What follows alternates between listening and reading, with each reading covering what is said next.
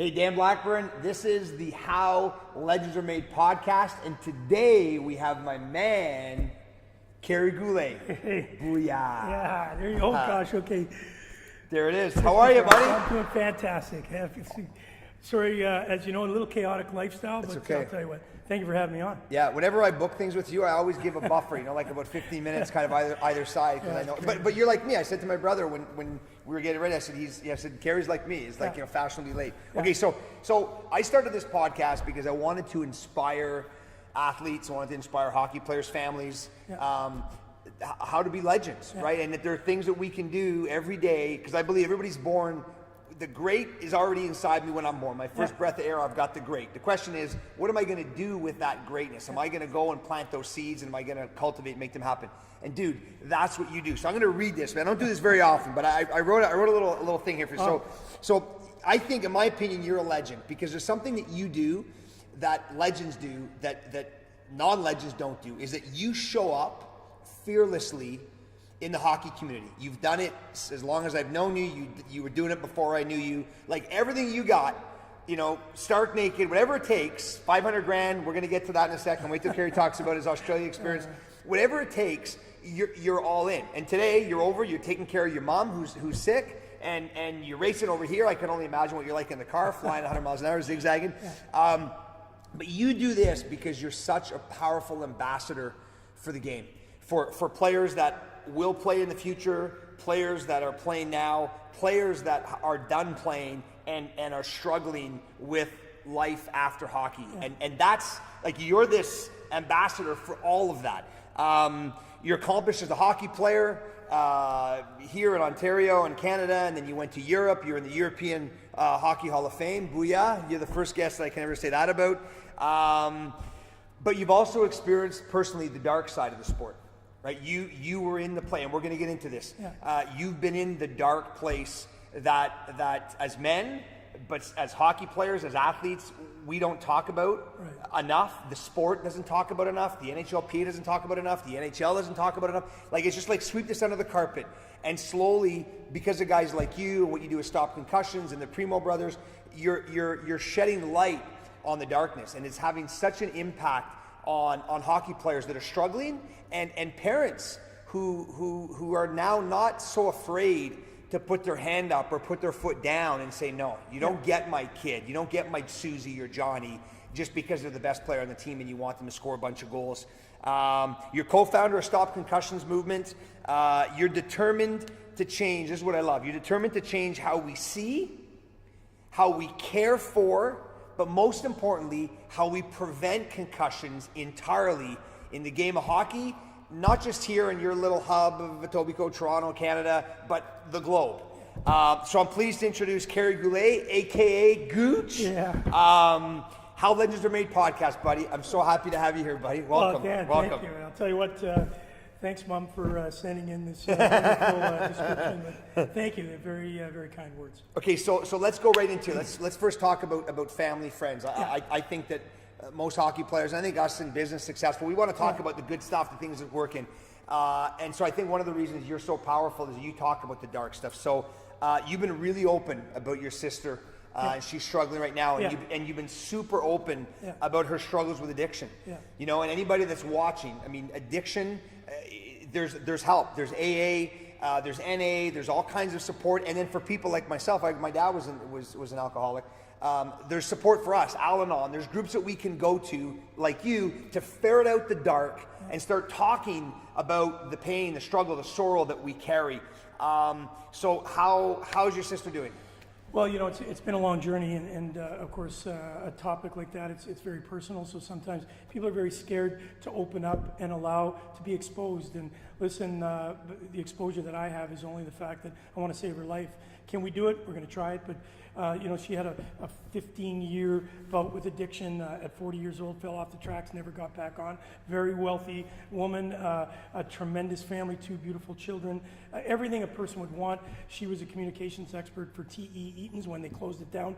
She was the one that actually helped do the communications to shut it down for the Eaton's family. And then when Lexus Canada came to North America, she actually launched it. So very, very successful, very articulate, very intelligent, very beautiful. and very focused.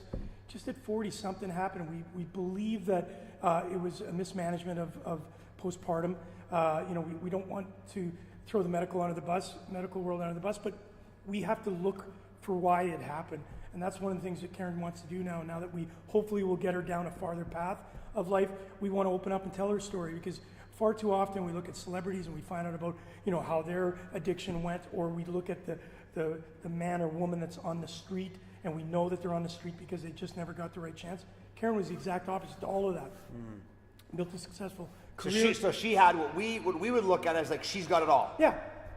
Living in $8 million homes in Rosedale, buying and selling properties. She's very articulate, a designer, as my mother was, and was just phenomenal, living the life of luxury. And I was, of course, flying back and forth from Europe, playing there and staying here in the summers. Great life. You couldn't ask for a better life. 2 beautiful children, as I mentioned. Once she fell off the track, it went nasty. It went down to all, and through your father's experience, we as family members, she's my blood. I would do anything I could to take that illness away from her, and even throw it upon myself to try and help her. And I did everything as a brother I could. And even at a time where everybody says tough love is really tough. And I walked away. And unfortunately, she went deeper and darker. 7 clinics. Found her one day, got a phone call. She was leaning up against a tree, beaten, raped, left for death. Her husband at the time, picked it up and said, "Listen, Kerry, I'll fly her down." We went down to the best clinics. We went to Tucson, Arizona. It was like royalty, a treatment. Down to Atlanta, did a couple of clinics here. Nothing seemed to work. We did the AA route, and just for some reason, we just couldn't get across that line. So now, situation is, she has alcoholic hepatitis, the onset of cirrhosis, which is meaning that her liver will not take her the distance. In this thing, people give numbers. She's got 3, 6, 12, 18 months. God, if I was told today that I had 3 months to live, I don't know how I would take it, whether it's 8, whatever that number is. She's unbelievably positive and funny and taking it on as if, she knows she's got a battle, but she's going to battle. So that's why I've stepped up, and I don't usually go out and make it public that, I did a little fundraising thing. I've seen everybody doing it, so I figured, I needed some help. I don't have the finances right at this particular moment. We talk about that a little bit. I had a little bad summer, and so I needed some help. So I went out and called on friends, and I'll tell you what, thank you. The community understands that we all have trials and tribulations that we have to go through, and I've been fortunate to have such a great network of friends and family that have allowed me to hopefully pull this off. It's going to be a miracle, but we're going to do it. We're going to try. Awesome. We're going to do our best. How can we help? Like anybody listening or watching now, send us to the GoFundMe. What is it? Yeah, well, I'm on Facebook, Kerry Goulet, of course, and we do have a GoFundMe under Karen's name. But most importantly, it's not about the money. It's more about the recognition and the talking about it, opening up the doors of what you've said earlier. Now people are talking about it. We as men, we've hidden a lot of our emotions for years, and I know you're a very passionate, emotional guy. I played with emotion. I wore on my sleeves. I think we have to understand we're all together. We all, when we cut, we bleed. We breathe the same air. So I think if we can open up and talk, it's communication. So that's really number one. If you have a family member that's struggling, don't give up. Find ways of helping, or you know what, I'm there, you're there. Talk to people that are going through it or have gone through it that can help guide you in the right direction to seek help. There are going to be days where you want to give up, but I'll tell you what, it's an illness. It is an illness. Think about, funny, she wrote we're going to start now putting out these little stories about how she got to where she was. At 40, everything, and now at 55, nothing. She has nothing. We're talking starting from scratch. I picked her up in Orangeville a couple days ago, living on a guy's couch that you should have seen the place. It was like, you watch the movies of the ghettos. It was nasty. So I've got her out of that world. She's not drinking. She hasn't drank for over a month now once we got the diagnosis, which is good. And so I think we need to look upon ourselves. Why are we here? Dan, why are we here? We're here to try and live a great life. enjoy, but make the place a better place. And if I can't help my sister do that, then I'm certainly not doing my job. Right, absolutely. Yeah, to serve and to help and leave a legacy, right? That's what it's all about. So we're gonna have everything posted here, so anybody that's watching or listening, if I could add, go. sorry, the legacy, that was a really good term. I think I spoke here once with you about another topic with my buddy that broke his neck, and I had to do the eulogy for him.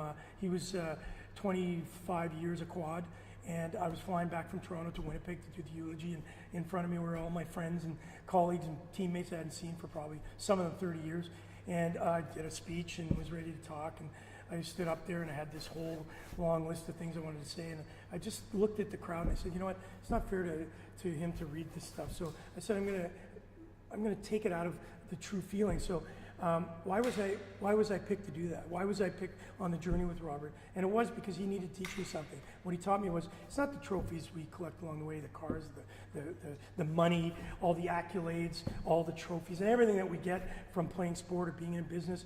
It's what we give back that's our true legacy. So that's why I think you're very similar to me. We give back not for the accolades, we give back because it's going to make the world a better place. Awesome, I love that.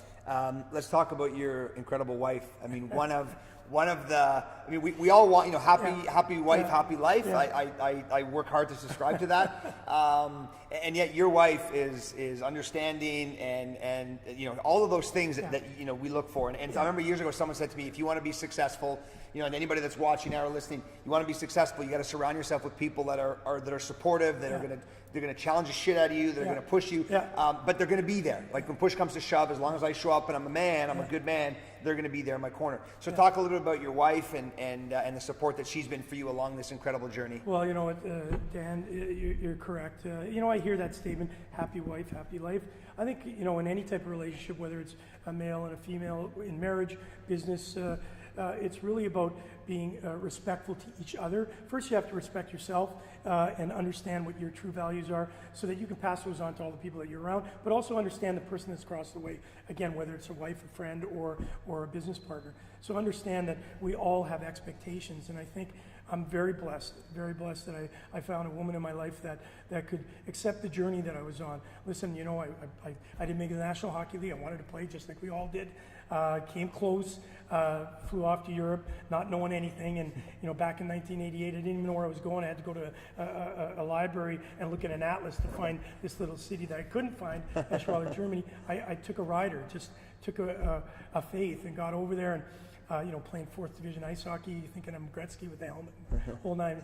Just an incredible life and had everything. And, of course, went through my concussions, then came back and ultimately had to deal with my father's death and then stay here and take care of my mother.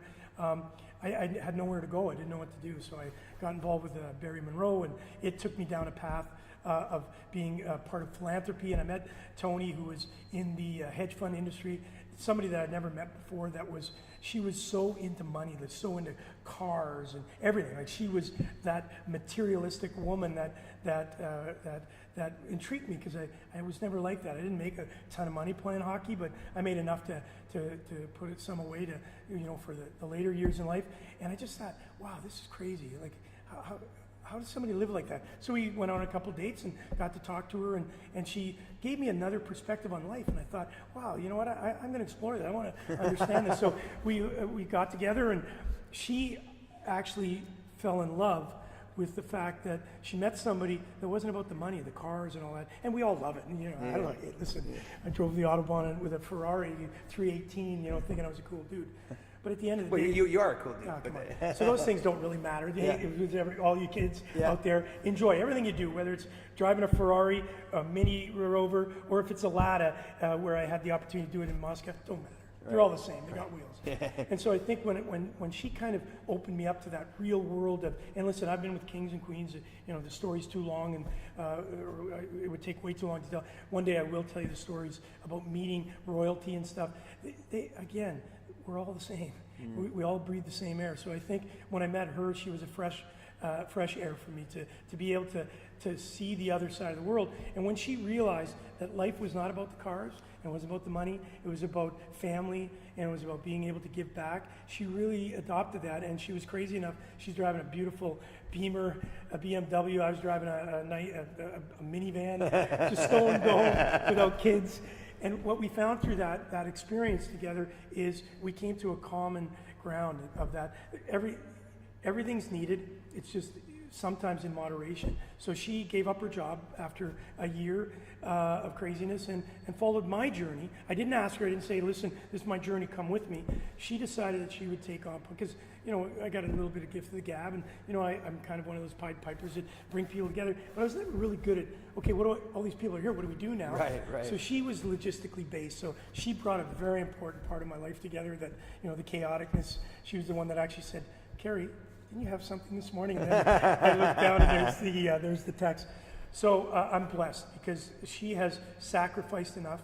As you know, I'm open about my particular challenge with my family. My mother's got COPD. My sister's going through what she's going through. Just got announced my brother's just been diagnosed with prostate cancer, which, is nothing today. Get checked. Right. It's not as bad. That's what I lost my father to. Everybody knows that about me. With her, she's very quiet. Her mother's got a disease called IPF. It's a little bit, it's terminal.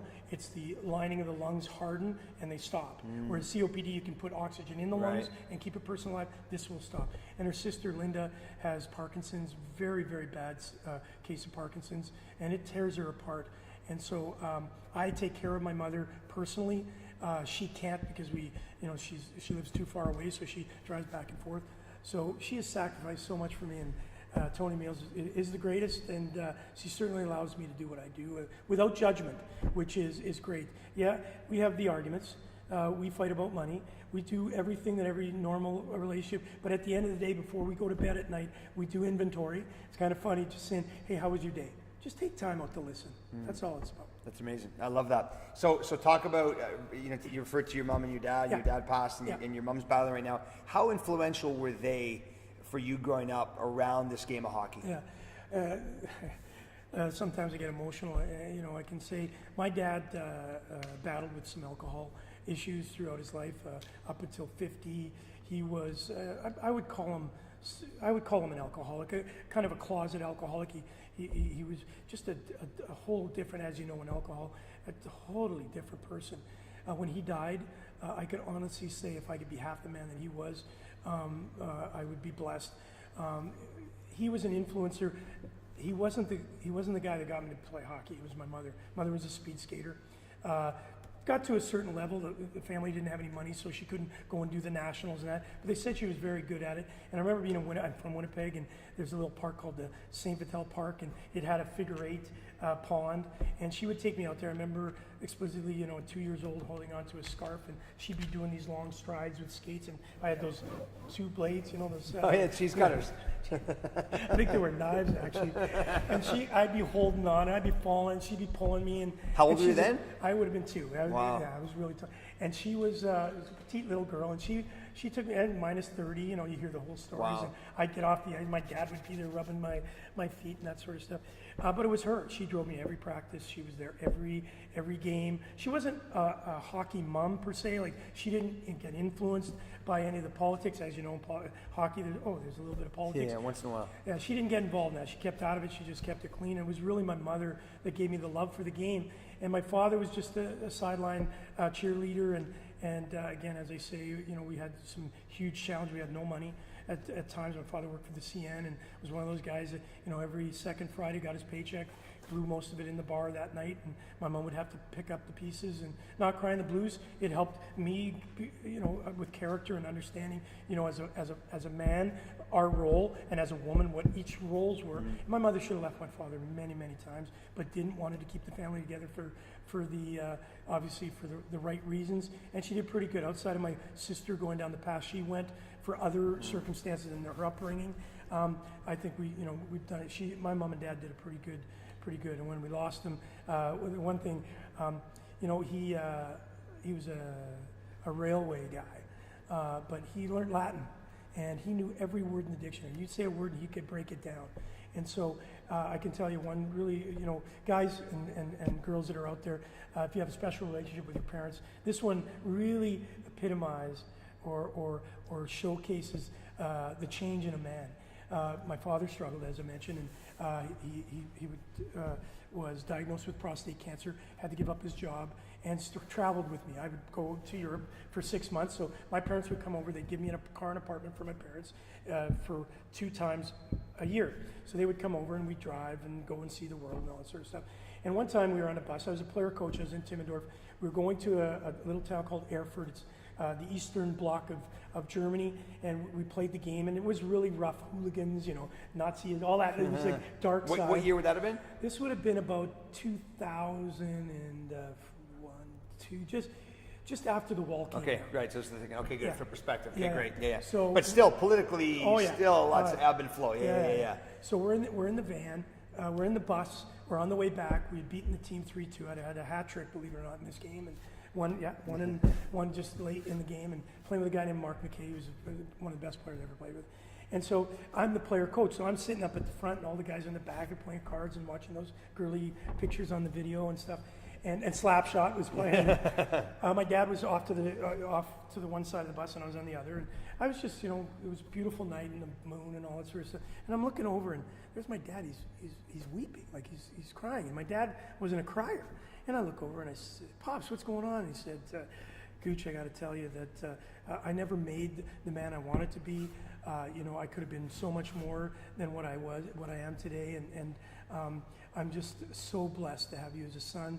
And what you've done for Mom and I and the family is just incredible. Look at what we've done, and look at how you've taken your skill and you've developed it into this incredible world, and you've included us in it." And we both start crying, and I'm saying, "Pops, boys are in the back of the bus, please, can you stop?" And from that day on, he was 63 at the time.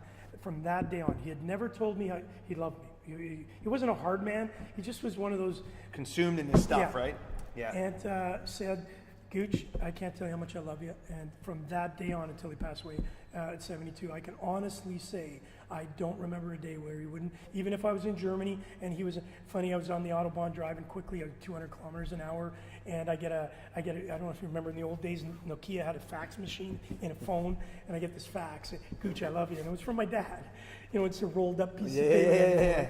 So it was that type of a relationship I had with my dad. And so that was what, the last 6-7 years of his life? Yeah. And he was phenomenal. And when he passed away, we had well over 300 people send notes of saying how wonderful a man he was. They didn't know him, obviously, in the bad days, but it's really my mother who got me to where it is today. And that's why I'll tell you what, I'll spend every day I can to take care of her, because she instilled with me the gift. And it is a gift. You're very similar. We're very similar people, where we want the best in ourselves, but also the best in the person that we're with. And that's all we can do. Instill it in our children, instill it with our friends, instill it in the teammates, Right. instill it in people that you've never met before. Right. It's just a stranger you see on the street walking by, right? Best thing I've learned in my whole time in this, whether it's my sister, my mother, friends, people that are going through difficult times, don't judge the cover. Because the story that's within inside is far greater. And so if you look at me, most times I'm pretty optimistic. I have some pretty bad days, just as we all do. But I'll tell you what, it's what we do with that adversity. How do we go above and beyond that? And just remember, there's always somebody behind you that's in a lot worse shape than you are. So pick it up. You've only got so much time in the world, and so make sure you do good. Yeah, amazing. And so that's a perfect segue. So you're playing hockey in Europe, having a phenomenal career. And so let's fast forward, because I mean you're going to be back at the Junior Showcase again this year. So everybody's welcome to come out, and they can connect with Kerry anytime you want to talk about all the great moments and the goals you scored. Go nuts. But I got a couple of those. I want to go to the point now where someone who's watching, who may be struggling, who may be questioning their own ability, their own sort of hockey mortality. And so I talked about the dark times, and so bring us to that place where you're playing, you're doing well, you're having all these wonderful times, getting the love and connection with your dad, and then concussions hit, and then you start to go into the dark time. Talk about that. Yeah, to get there, again, we all want to if we're playing hockey, we all want to achieve some sort of greatness, and whether it's in the National Hockey League or in the AHL East Coast League, or even for that matter college, and where I got to Europe, we all wanted to give our best to live a life in this world of hockey. So when I got over to Europe, I was just so honored, so blessed to stand on the rink and have these people chant my name, and after I got off the ice, they're asking for my autographs. This is 27 when I got over to Europe.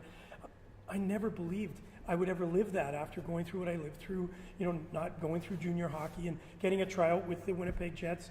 It was what's called pre-rookie camp with John Ferguson Sr. was the general manager at the time, and him basically saying, listen, we just don't think you're tough enough. I didn't know what that meant, but we're not tough. Coming from John Ferguson Sr., I'm not tough enough. I didn't know what tough enough was, and when I got to Europe, I learned what toughness was. I was tough. I don't care what anybody said. What I was tough is that every game in and game out, I would give everything I had, and I would be beaten, blue marks, broken, teeth knocked out, and I'd continue on playing and sacrifice my body. And some was ego. We have egos. But most importantly I was actually getting paid for a game I loved that I played for free. Thank God they did not take that up on me. Yeah. And also the adulation that I got, the camaraderie with the teammates, the incredible support I got from fans, the stories I heard from people. And I'll just tell you the one quick story that really brought me to understanding why I was there and then going to the dark side. There was a day where I was in Germany. It's a little bit different. In those days, they didn't have glass on every rink. They had these nets. They'd pull them down, and they'd hook them on, and the back behind the nets, behind the goal nets, were actually netting. So the people were right there, and I was in a game and actually got spit on from a fan, and went back, and the guy punched me, and big huge brawl breaks out. And people are going crazy. And I think, wow, these people are crazier than I am. They're so passionate about it. So after every game in our particular rink, they would lift the nets up, and all the people would hang over the boards, and you would skate around and do what's called an errand round. So the whole team would go and shake hands and sign autographs and that. And I was always the last one because I was the player coach. And a lot of people took it as it was my ego and wanting to be the last and wanting to be, the focal point. You know what? Maybe it was, but I really took time and energy to say hello to everybody. Hey, how you doing? What's going on? What do you need? Sign an autograph. It would take me almost 2 hours after a game. There were a couple of Mark McKay, Marvin Glazer, they got it too. But those people paid money to actually watch me play. So I wanted to give them time and energy if I could. So we would go this every home game. We would do this. And one weekend, going around the rink, clapping hands, and there's a little boy. He said, "Oh, could I have your autograph?" And I had noticed that he didn't have hair, and he was white. That's all I noticed. Signed an autograph, went back. A couple weeks later, going around the same corner, somebody grabbed me and said, I just want to say thank you. And I said, sorry, you made my son's life. I said, excuse me? You signed an autograph a couple weeks ago for I can't remember the little boy's name. He passed away last week to leukemia. And I, kind of didn't react then, went into the dressing room, had a cold beer with the boys, and it just haunted me. And that's when Ronald McDonald's house was around. When McDonald's was in my local city, and I knew about Ronald McDonald's house through my buddy, and I made a call and met a guy named Hans Hanna, and Hans was trying to get a Ronald McDonald's house built in Lubeck, which just outside of where I was playing. And we got together and started talking. We started doing these celebrity games. We had guys like Ralph Schumacher, Eric Kuhnackel, some of the big names, Franz Beckenbauer. And we did all these things, and we raised a bunch of money, opened up Ronald McDonald's house. That was my turning point to giving back. I understood my name could do something. And so I was doing all that, and then I had already suffered my first concussion over there. It wasn't as nasty as the couple that I received after, but the one that took me down a very dark side was I was playing and they had taken the red line out, and I was at the red line. The pass was coming. I was getting ready to shoot the puck in. Young boy coming, hit me up top. As I was getting hit, another guy hit me, and it was all up top. Hits were always above the shoulder those days, and down I went like the road, the Bugs Bunny road. Yeah, the Acme guy. Down I went. I was laying on the ground, and I was out. Harry Bolka, the trainer, got me up to my feet, and as I was kind of staggering, you could see my eyes were glossed. I was out, and he said, "Hey, Gooch, where are you?" in German, and I looked around, and there's a guy with a hockey stick. I'm at a hockey game. Took me back to the bench, 6 smelling salts. You've heard these stories before. Out I went, didn't miss a shift. continue on playing and playing and playing. And that was early November. Late February, I went through some pretty dark, didn't know what was going on with me. Thought I was in depression and just went through some nasty things. And on the Autobahn, again, driving really quickly, left side of my body went numb, pain in my chest, my eyes kind of rolled back, started to sweat. My girlfriend at the time pulled me over the side of the road. I got out, my knees buckled, she threw me in the passenger seat, raced to the hospital. They did every test known to man. They came out and said, there's nothing wrong with you, you're fine. And so got back to Canada that summer, met a bunch of buddies, and I would talk to you eye to eye, but for some reason I was always talking down. I couldn't look you in the eye. And one of my buddies phoned my dad and said, hey, something wrong with Gooch, he's not well. And then took me to his personal doctor, and doctor then said, you know what, I think you're struggling from anxiety. Anxiety, how could I be playing hockey? I'm getting paid. I'm driving BMWs on the Autobahn. I have a girlfriend, but having some fun at the bars and everything a guy would want outside of playing the National Hockey League. There's no way I have anxiety. So they said, you know what, I'm going to send you off to a sociologist. So they sent me to a sociologist. They think I'm suffering from something a little bit more. They send me to a psychiatrist in the Grace Hospital. And this guy does an analysis, and he actually keeps me in the psychiatric ward for 3 days. And they put me through all these battery of tests, and they said, you know what, I think you're going through clinical depression, and I'm going to give you some drugs to get you through it. So that summer, I was numb. I was actually, I can remember painting walls for my buddy because I was just earning extra income, and then going to the gym and working out and staying in shape. And it was nasty. It was dark.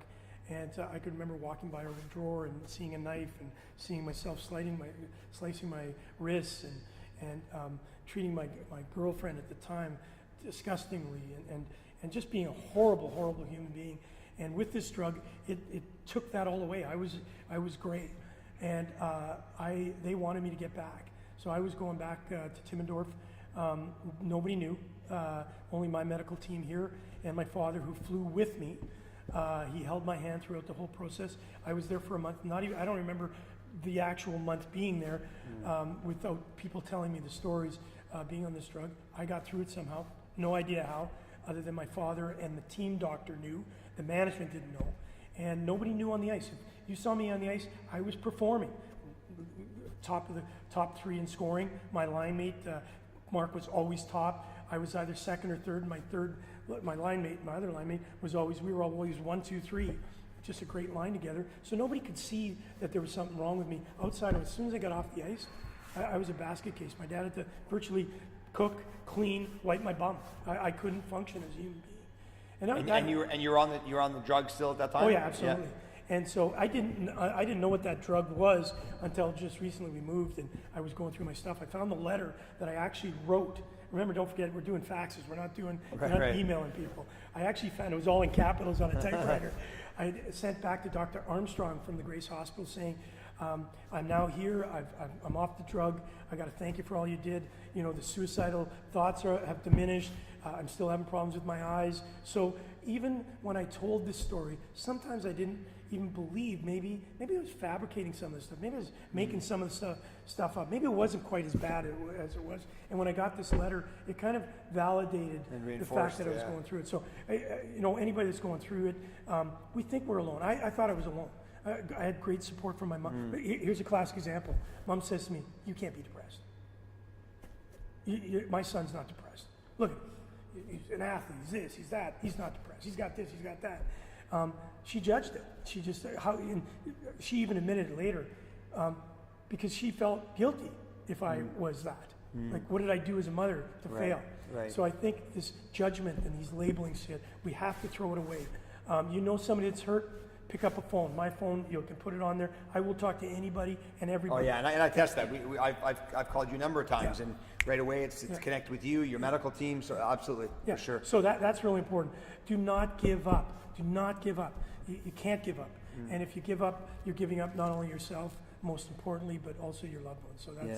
So I'll tell you what, I look back and I'm very blessed to be here, to be able to talk like this with you, Dan, because you know people have gone through it. Some of us have made it. Listen, we all know that's just, on the TSN story, you just saw the Joe Murphy story. Yeah. It's sad, but there's hundreds and hundreds of thousands of people like Joe Murphy that didn't have the recognition that Joe Murphy has, that is living that exact Right. Well, I think there's three types of people, and so now let's shift into the concussion space. I think there's three types of people in that world. That there's the people that don't believe it's true, that think it can't be my kid or whatever. It's not going to happen to me. Yeah, maybe it happened to Finding Murph and it happened to that guy, but my kid's different. Helmets are better now. They got all that. They live in that dream world. There's another type of person that says, "Suck it up."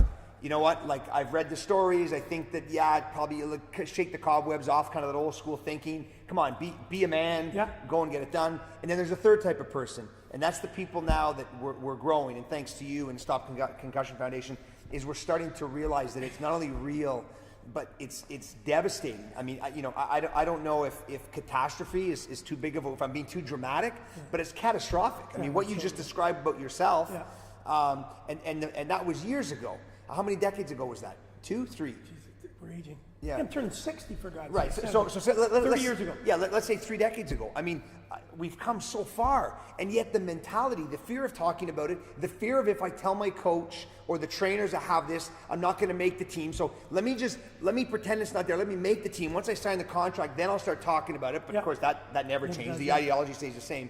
And so thank God we're starting to talk about it. We're starting to open up.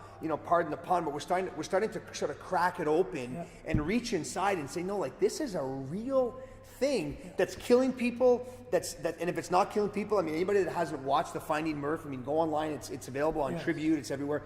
I mean, it's devastating. I mean, from a Stanley Cup champ to the career he had. You listen to his sister. I mean, he's literally living in the bushes in Kenora. I mean, it's unbelievable. And when you see him, when you talk, you can see the effects it has on him physiologically, psychologically. And so I want to support you and support people out there to become this number 3 I described about it. The supporters that are saying, yes, it's real. How do we fix someone? If I'm a coach, it's like, no, Johnny, you're not going to play. Don't worry about it. We still love you. You still got a spot on the team. And lastly, like you're doing with Malcolm Sutherland and your whole foundation is, okay, how do we stop this? Right? Like Ken Dryden said in his book, he said, it's great we're talking about this stuff, but until we stop it, until we find a cure, we're in the same bloodbath that we've always been in. We just know what it is. And so talk about that. Talk about kind of where you are, the foundation is, with the Primo brothers. What are you doing to help show people that it's real and that there's light on the other side? You talked about it one time. You said the new normal. Yeah. Right? Keith Primo says he'll never be normal again. This now is his new normal. Yes, absolutely. So talk about how do we get people there, and what are you guys doing to get people there? Well, very, very well said. And what's important about this is you mentioned reference to Ken Dryden's book. Ken Dryden's book is absolutely perfect in the sense, and it's a now thing in the sense that, we've been talking about it for a long time. And let's put these words into action. And action is what we need now. And so Keith and I, along with a great crew of guys, with Wayne and Ron Ellis, and obviously you mentioned Malcolm Sutherland, we've been pounding the pavement for a long time. Zen and Konopka. You brought some guys here last year. Dennis Marouk. Story. We got such great ambassadors. Just saying, listen, we just got to take another look at this. Let's look from the inside out, not the outside in. And we've been doing that a lot. We look at it. We got a bunch of people outside of the game saying you got to do this, this, and this. But we can do it ourselves. We've got to cleanse ourselves and understand, why do athletes do what they do? Why did I play through the pain? Why did I take needles and bang up my body? And I knew that I shouldn't have played that game, but I took a couple needles and I got through it. Why? Because again, I think we're driven in a couple things. There's egos, there's money, and of course, there's the letdown. I didn't want to let my family down. I didn't want to let, my mother drove me to hockey practice 6 o'clock in the morning. The sacrifice she made. Why? If I just got a sore elbow. Come on, I can play. Right. I just got a headache. I can play through it. Let your teammates down. Right there, count on you're top 2, top 3 in scoring. They need you on the team, right? Well, Keith said it best in his particular situation. They were in the playoffs, and he basically, Lisa is beautiful, just like Tony, just an understanding person. He was out in a stretcher, and he woke up from on the way to the hospital, and they were playing in the playoffs, and they had won the game to force Game 7, and he opened his eyes and said, the first thing coming out of his mouth wasn't, how am I? First thing, did we win? And she said, yes, of course you won. Oh, good, I'll be in tomorrow's game. And she said, Keith, there's no way you're playing. Look at you. And that's where he said, listen, I'm not going to let my parents down. I'm not going to let my teammates down. And I'm not going to let my management down. And most importantly, I'm not going to let the fans down that have supported. I'm the captain of the Philadelphia Flyers. And so it's a strong drug. That draws you. And so I think what we have to understand is that first we have to understand that.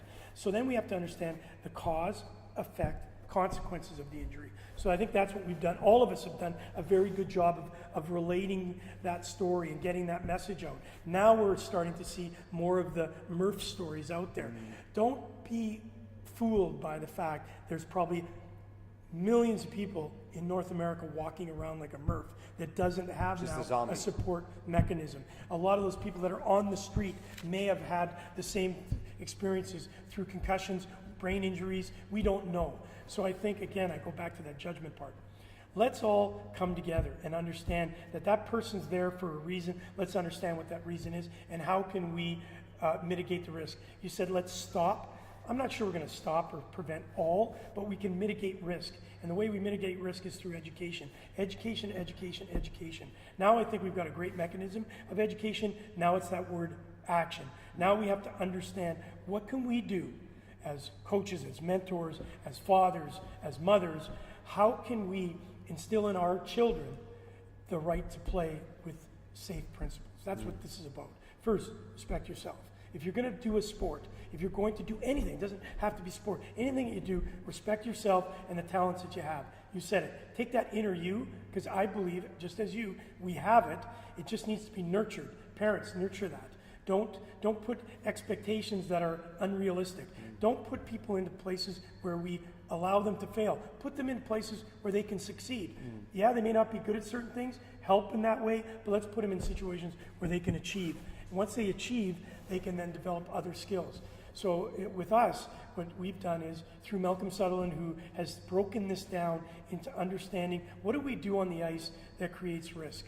So we've broken it down into certain things. You know, you've heard head on a swivel and, you know, when you're going in angle and all that sort of stuff. But we're not reinforcing that as much anymore. We're really going into, power plays, penalty killing. You know, we're not even developing skill as much as we used to. We're really speed. Let's get fast. Everybody's getting fast. Okay, but getting fast, there's a consequence because you have to stop. And the faster you go and the faster you stop, the consequences are good. Right. So we've got to try and now develop that risk versus reward. So I think what we've done with our organization, it took us time to do that inside-out approach. Players, what are we doing? How do we protect ourselves from ourselves, number one? And that, when I say from ourselves, it's a collection of people around, coaches, trainers, parents. Little John, hey, you fell down, get up. Yeah. Well, we don't know. Maybe he hurt himself, and we're not looking at her. She hurt himself, herself. We have to make sure that we, as the parent, as the coach, take responsibility to protect them from that part. And that's one of the things we didn't do very well. Now we're starting to get better. You know, NHL is trying with the green rooms and all that sort of stuff. Is it fully successful? Not yet, but at least we're getting there. Trying. Yeah. And I think you mentioned the cure. I don't think there's going to be specifically a cure to this, but what we can do is that we can take down and some of the catastrophic, and underline it. It is catastrophic. What my parents went through, what my girlfriend went through, obviously what Murphy, when you watch this, what Keith's wife went through, the sacrifices we do, it changes it. He had kids. She had to take on the role of father and mother. She had to do everything that he was supposed to do, she had to do. It breaks up lives. It changes that young boy that's watching his father struggle. It changes their lives.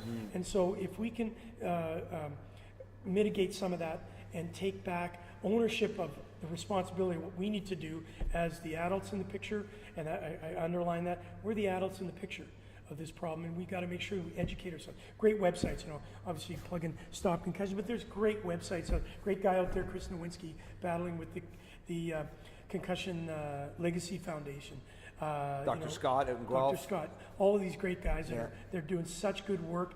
Take time out to understand the injury first. That's number one. Understand what a concussion is. It's all there for us. It's simple, layman's terms. Now, once you have that, let's understand what the symptoms are. Once we understand that, let's understand what type of people we need to take them to, your loved ones. Where do we take them for help? And that's where guys like Scott from Shift Concussion Management come in. They're dedicated to make sure that they follow the proper protocols to get your child or yourself healthy first. That's number one. Right. Whether you go back and play again is incidental. Yeah, I mean, here's the amazing thing is, you've clearly laid it out, and I think you and I are cut from the same cloth. I mean, our passion is right there on our sleeve. Yeah. The thing that I see in this world, you talk about Dr. Scott at Shift Concussion Management, his passion is as readily available as yours and mine is. In case in point, last year I called you. Yeah. There was a boy who's from Hong Kong but playing hockey in London, Ontario. Yeah. He's, the cobwebs. He's a goalie. He took a couple pucks up the top of the helmet. Yeah. You got the helmet. Come on, that's not that bad. But in school, like, he's starting to feel the effects of it. He can't focus on class. Yeah. Anyways, I speak to the dad. So the dad from Hong Kong reaches out to you. Yeah. You put him in touch with Dr. Scott. The mom flies into town, takes him from London, and he was getting some care. Took him to Dr. Scott immediately within 1 or 2 sessions. And I'm not pumping Scott's tires for that point, but I'm talking about Dr. Scott is like, call me anytime. And so anybody that's listening or watching, we're going to put the numbers here so you have access to all these guys. Anytime, if you're the parent, you're the athlete, you're the coach, make the call, reach out, because the support is there. Absolutely. 10 years ago, 20 years ago, it wasn't. And Dr. Scott did. And within 1 or 2 appointments, this young hockey player, I mean, he's 18, 19 years old, he can focus again. Yeah. I mean, you talk the catastrophic. I mean, as parents, imagine if your kid comes home and says he can't focus on a whiteboard or on a blackboard or reading text. I mean, I pretend I couldn't focus either when it was math and literature I didn't like. But I mean, we're talking in the real world. I mean, this kid can't read the board, and that leads to depression. That leads to all those things. And I think the big part of it is because no one can say what it is. It's like what you went through. It's just this an unknown. This hypothetical. You might have this, take this drug, whatever. And so the help is there, right? The support is there. So lean on the support, go and get the help. And there's passionate people out there that are gonna, meet you at 3 a.m. if they have to, because they know. You've told me stories about boys coming from Australia. So I mean, the support is there. What's cool about that story, you just mentioned that I'm off to China next week and flying into Hong Kong, and I'm going to see the parents over there. Oh, so, beautiful. Yeah. So it's, I think that's what you've stated is so factual that, and we know it. There's help. Don't be afraid to ask for help. It's there now. When I went through it, it was a little more difficult. Now there's no excuse. We can fix 90%. There's still 10%.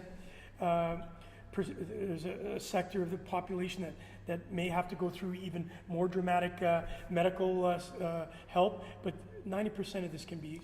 Tell me one thing that parents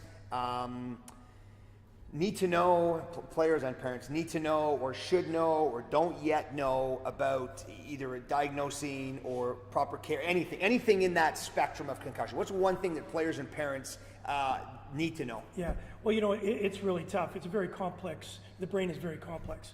And so, obviously through age change, there are certain things that parents are made aware of, puberty and development of the brain and all the emotional things your kids are going through. And today with, all these, the world's at our fingertips, we're just overloaded. So, drugs and alcohol and coming of age and all these things can influence different symptoms. A classic example is some symptoms of a concussion look exactly like just having flu symptoms. So you as a parent, little Johnny comes home or little Nancy comes home and complains about sweating, feeling fatigued, vomiting. You could take that as, wow, maybe that's flu. Heat or hot. Temperature change. Parents may not even know to ask. Maybe this happened at school or at the rink. The parents don't even know to ask. Yeah. Did you suffer a blow to the head? Right. They don't know that, so they just assume maybe it's that. Right. So they give them some aspirin and go to bed. So I think what parents have to become more attentive. If you're going to put your kid in sport, you have to be more attentive. So they go off to school, they come back home, they go to the practice, they come home, and if you see, most of the things are change in personality, mood swings. Things that are not normal, that come instant. Kids change and, they sometimes become rebellious, but if it generally takes a little bit of time. Right, there's a bit of evolution there. night to day, Right. that's the first thing that parents have to look at. So would you say, I mean, ask the question, if little Johnny or Susie comes home and they've got those flu-like symptoms, ask the question, son, because the athlete may also not even connect the dots, right? Absolutely. They took a blow to the head, they don't even think, right? Yeah. So then for parents to ask the question, say, oh, before we give you the Tylenol and send you to bed because it's the flu, did you take a hit to the head or a bump or a sudden stop or sudden change of direction or something, right? Absolutely, that's the key. I think that we have to become more active in our participation in sport. If you're putting your kid in sport, you as a parent should do a lot more due diligence. Understand about the coaches, understand about the management. Look at the record of the overall organization. Do they have a concussion protocol in place? Do the coaches actually take this serious? Do they have a medical staff? Do they have any information for us as parents? Certainly not just wanting to throw every association or coach under the bus, but if you're going to be a coach or you're going to run an organization that we put our young brains into, take the time to understand what a concussion is and where it can take them. So I think as a parent now, you also owe the responsibility to take action in hand. So for example, I put my boy or girl into a ice hockey program, and that program has all these coaches. I'm not going to want to be an influence to the coaches or go and say, do this for my little Johnny or Nancy. But what I want to be able to do is that when my son goes to practice or daughter goes to practice and comes home, just be a part of it. How did practice go today? It went well. Anything, you want to say anything about it? Take time to ask questions. And if they are in that particular situation where they don't, oh, mommy, I feel sick, then say, did you get hit? Did you fall down? It takes seconds, seconds. And then the click in says, oh, you banged your head. Right. Let me phone Dr. X. Right. And that's how we can help mitigate some of the longer it's not the concussion that you have to be concerned about so much. It's the management of it. And that's where Scott Holler says it best. The reason why he's in it, he's selfish. His daughter wants to play. So he said, listen, I'm going to learn everything I possibly, I have the medical background to do it. I'm going to learn everything I can to know about what a concussion is and how to treat it. Because my daughter's playing. She wants to play. And I'm not going to lend my daughter to anybody that's not going to take it as serious as I am. So I'm going to learn everything about it. And so that's why he became so passionate. He knows I think there was 18,000 papers put out last year. And I think he wrote 18,220 of them. He read them all, right? Whether or not he did all that. He's He's very, very intense, and there's a lot of Scots out there. So let's make sure parents, my one big advice is, let our kids not play. We don't want them playing on Xboxes and doing all, just doing things that they're sitting on a couch and, eating potato chips. Let them experience what I experienced. I experienced the Berlin Wall falling. I was there the day it came down. I experienced the change of Europe. I experienced a new culture. I experienced a new language. It is taking me around the world now. Hey, I wasn't the most educated guy in the world. I got to grade 12 and passed grade 6 twice. Last year was pretty tough because I was the tallest kid in the class. But it's true. I wasn't very well educated. Got off to Europe. I got self-educated. I became worldly. I understand politics a little. I get it a little bit more. I probably wouldn't have got it out of school because I was like you, math. What am I going to do? I just go to the grocery store and give them money. They give me money back. Right. And so I think people have to realize that hockey is so much more. Sport is so much more than just the game itself, and it gives you friendships. I can travel anywhere around the world today and meet a buddy, meet a friend. And you and I know this specifically. I went back to a reunion last year in Germany. Some of these guys, again, hadn't seen in 20 years, sat down in the dressing room, took the clothing off to put the gear on, a little bigger belly, and bodies don't look like they used to. So the stories start coming, and it's like we just finished playing, in the Stanley Cup Finals again. Nothing. And so that's what the great part is. Yeah, see, one of the things I love about you is how much of service you are. The amount of time and effort you put in, the care, the fact that you're here. I mean, like just do the math, right? It's hours and hours and hours of time that you allocate to people and to things that you're passionate about. And I think that's one of the mandates I have is to inspire youth and families to realize, like, do the same, like give back, hold the door for someone, be kind, be compassionate, right? Little things, and don't be aggravated when you hold the door and the person doesn't say thank you, because they may be going through something like we're talking about, or maybe they just got off the phone and just heard that their mom has cancer, and so here they are, like do it out from kindness. So. let's up the kindness game and the philanthropic. So we're running tight for time. Whenever I talk, whenever you talk, it's inevitably we're going to run out of time. We're gonna run Today we might run out of film or space on our cards. Give us the quick story on Australia and what you did over there. With how many outdoor games did you have? We won. One. We actually didn't have it. Just before we go in, you touched on something that's really parents. One of the things that you can instill in your children is exactly that: respect for elderly. One of the things that you can really truly understand a person has a great upbringing is taking time to we're going to be there. I'm going to be there where my mother is. I'm going to be there where my father was. And so I think what we need to understand is compassion. If anything you can do for a child is to instill that in. As a man or woman, boy or girl, take time out, because it's exactly that. We're all going through things that we don't see all the time. So that's so important. Instill compassion into your child. Yeah, absolutely. Thanks for opening saying the that. door, I do it for everybody. And I some people think it's maybe overdone, but gosh, an elderly woman, take the time out. For God's Absolutely. sakes, take seconds. Yeah. So I've done some crazy things. I've been around the world, and I've had a great life. Last night I was watching the story about Senator McCain and what he lived through, and the 5 years in 2 years in isolation. I don't know if I could have got through that. And so my trials in life can't even become close. And I don't know if you heard the letter he wrote on his passing, and just saying he was blessed with a wonderful life. Man, incredible. So how can I complain about anything that I've gone through when he went through what he did? So I am blessed. I've got great people around me. I've got an opportunity to live the life. I'm still in hockey in some capacity. Got the best hand standing still.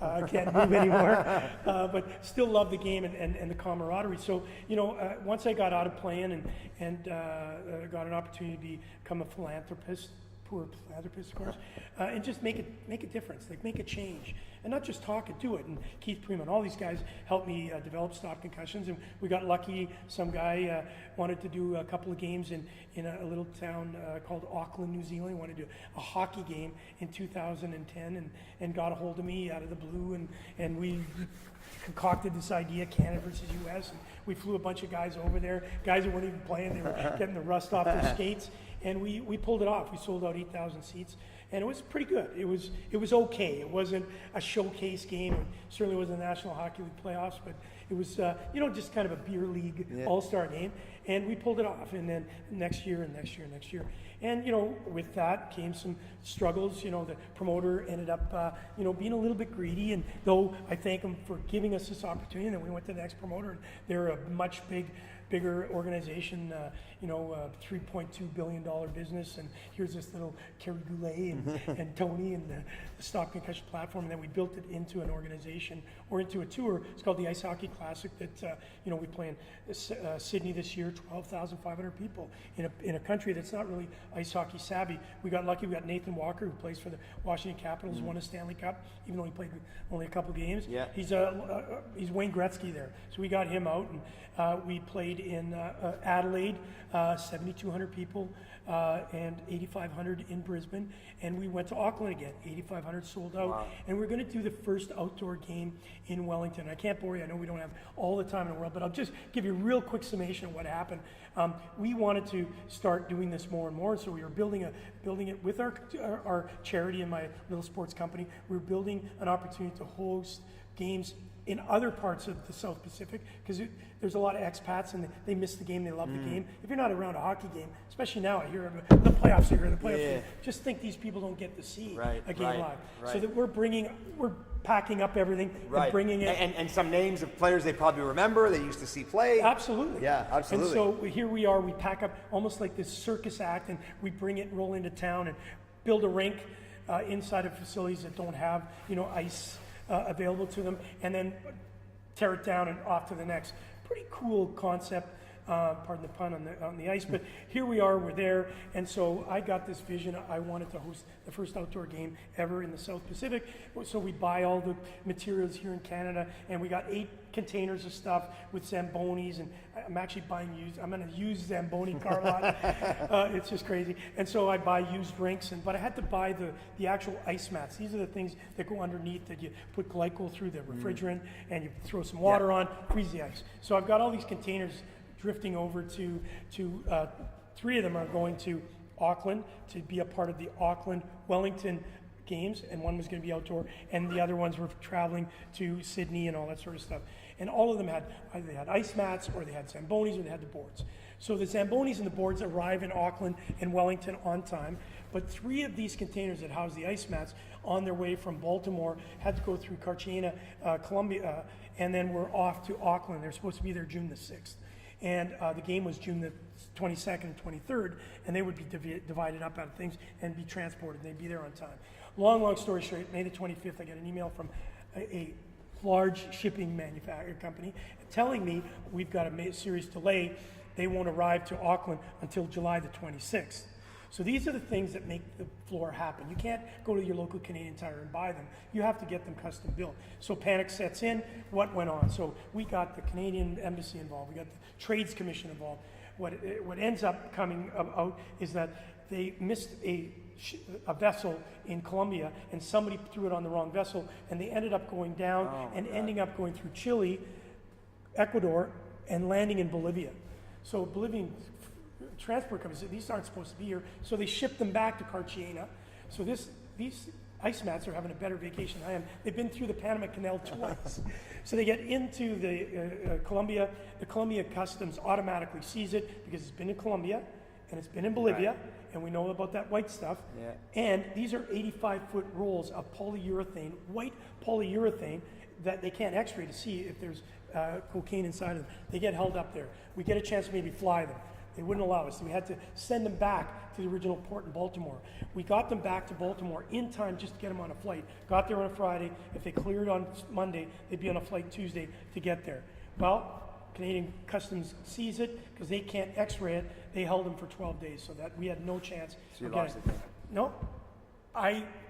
Thinking on my feet, know that I can rent a set. I tried to buy them in North America, couldn't. I could rent a set out of Amsterdam, our buddies from Ice World. So we rent a set from them, and we got to fly them. So we're not talking, it's like half this room of piping. So we get it all set up. I won't mention the airline, but the airline gets it. It has to go on a 747 Boeing cargo plane. Has to go on the top deck because it won't go underneath, so it can't go on a passenger jet. So there's only 3 that go out of Singapore to Auckland. We get it from Amsterdam to Singapore. Everything's cool. We got it in time. Everything's going to be perfect. Well, unfortunately, the domino effect follows us. As it's taking off from Singapore, it blows an engine. Blowing the engine means it's only going to be able to come on the second flight of that week to get the ice ready. They figure it out, okay, we can get it on a different flight. They get it out, it lands, only 3/4 of it shows up. So you can't just make 3/4 of the rink. It all ends up happening at the last minute, but it doesn't allow our crew to go from the places we wanted. It really does this domino effect. It destroys our planning, and so everything was rushed.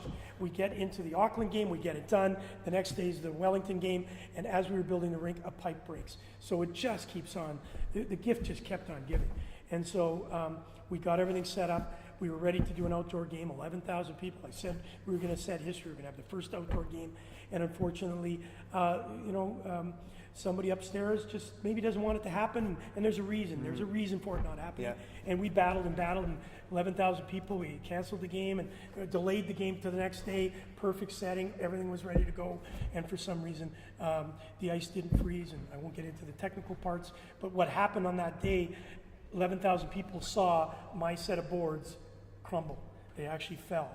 And obviously everybody pointed the finger at Kerry Goulet. You failed us. And it wasn't that. That's not the reason why it happened. I won't say the particular reasons yet. It will come out. But what's amazing about that is we had a standing ovation from those people. I was in tears. They were chanting my name. They were honoring the players for trying to do something that nobody else on this planet has tried. We had people coming up, oh my gosh, Kerry, we feel so sorry for you. The weather in Wellington, because it's windy Wellington, you know, it took over your event. We feel so bad for you. And so it turned everything. I can tell you right now, we're going back. And we don't know if we're going to do an outdoor game, but we're coming back to Wellington because I could put tickets up on sale right now, and I would sell out instantly. So what it taught me is it perseverance. I'm not going to quit. And so it ended up, at the end of the day, just to fly that rink from Amsterdam to Auckland, 150,000 euros, which I don't know, a couple $100,000, that we'll never see back. But Tony and I could have canceled. We could have said, no, we're not going to do it. But 25,000 people had already bought tickets. People had given up their time. Some of the NHL players that were going to miss buddies' weddings because they wanted to be committed to help us grow the game around the world. The Hockey Hall of Fame was involved. They gave us stuff. All the sponsors gave it. Tony and I could have walked away from it, went bankrupt, and said, "Hey, we're sorry." But that wouldn't. You know, it's not my character. It's not her character. Tears and hours of agony. We said we're going to pull through it. We pulled through it, and I'll tell you the final part of that story. $250,000 later, we're already out of pocket. We have to borrow money, and you can't go to a bank and borrow $250,000 bucks. So we had some very good people along the way. I won't mention names, but they know who they are. They stepped up and said, "You do good work. We're going to help you." So final part of this is, as you know, I had to get another rink. So we need 2 rinks. So I only flew 1. And on the way, there was one going to another city. We redirected the boat to get to Wellington. So we almost pulled those 2 off. But then I had to take one of those rink, put it on another plane, and fly it back at the tune of $75,000. So we did all that. But what's amazing about that story is sometimes cargo gets bumped.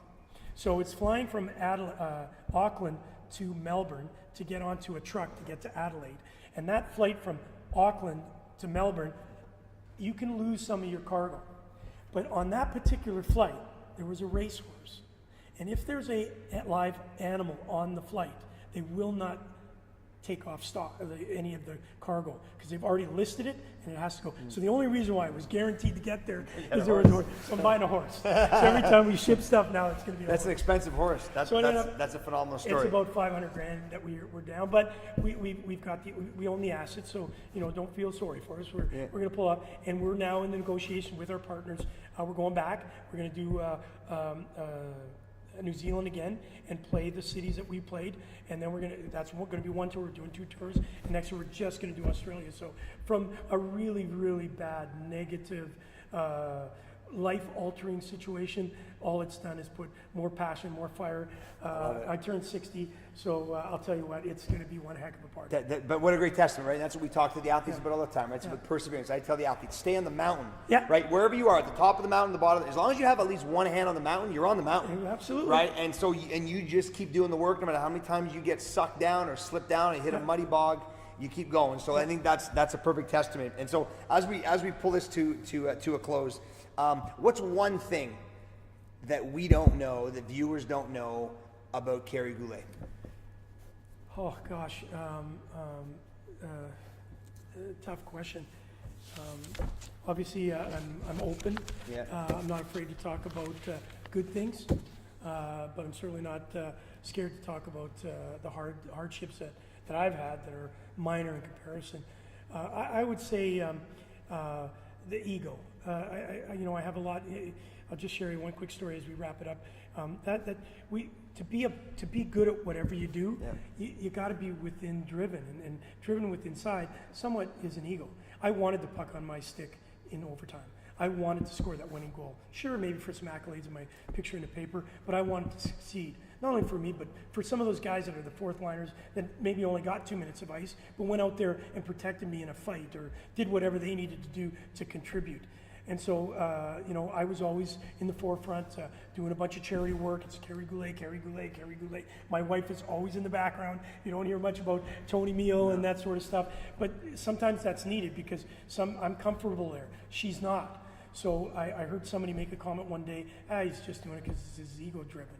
Well, I look at that and say, listen, if there weren't people like us if they were all like my wife, that'd be fantastic, but nobody would know that we did anything.